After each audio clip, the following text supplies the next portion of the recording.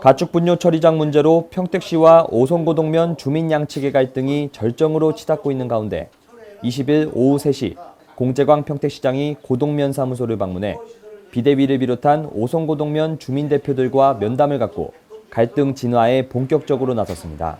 이날 면담에서도 평택시가 오송면의 가축 분뇨 처리장을 추진해야 한다는 입장과 악취로 인해 추진을 반대한다는 주민들의 입장은 변함이 없었지만 공재광 시장이 허심탄회하게 주민과 대화를 시도하고 불통행정으로 강행했던 과오를 사과하는 등 갈등 해결의 실마리는 마련한 자리였습니다.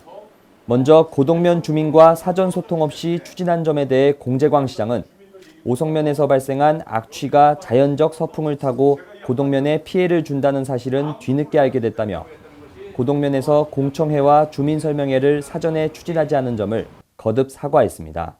이게 오송 지역이다 보니까 더군다나 보덕 같은 경우에는 영향이 없는 형태로 저희가 간주를 해서 보덕면은 우리가 주민 설명회라든지 그런 상황 못했던 거는 현실인 것 같아요. 그리고 영화 아파트라든지 우리 태평 아파트 같은 경우에는 우리가 설치하고자 하는 공간으로부터 일정 부분 어느 정도 떨어졌기 때문에 영향을 미치는 덜 미치는 그런 상황이었기 때문에 아마 준비를 못한 것 같아요. 이 자리에서 다시 한번 죄송하다는 말씀을.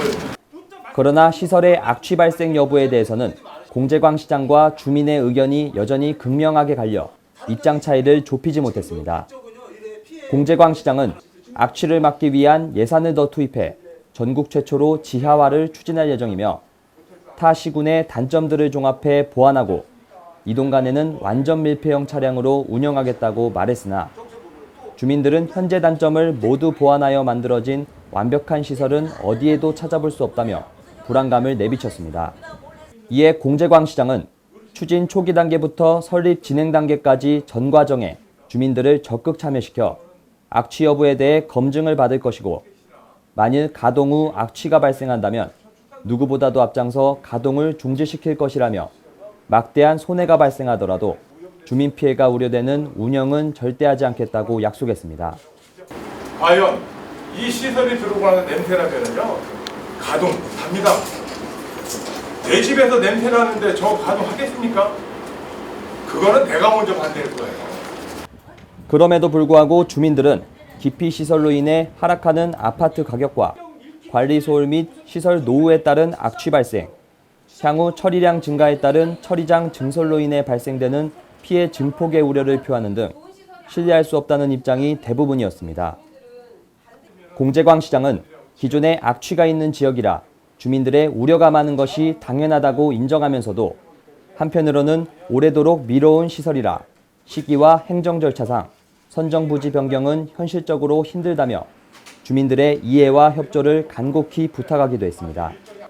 하지만 일부 주민들은 평택시가 과거 주민과의 소통 약속을 무시한 채 추진 강행을 위해 조례를 은밀히 개정하는 등 겉과 속이 다른 행정을 보인 점과 평택축산농협이 성명서를 발표하고 주민과 소통 없이 인허가를 신청한 점은 도저히 납득할 수 없다며 주민이 신뢰할 수 있는 행정을 보여줄 것을 촉구했습니다.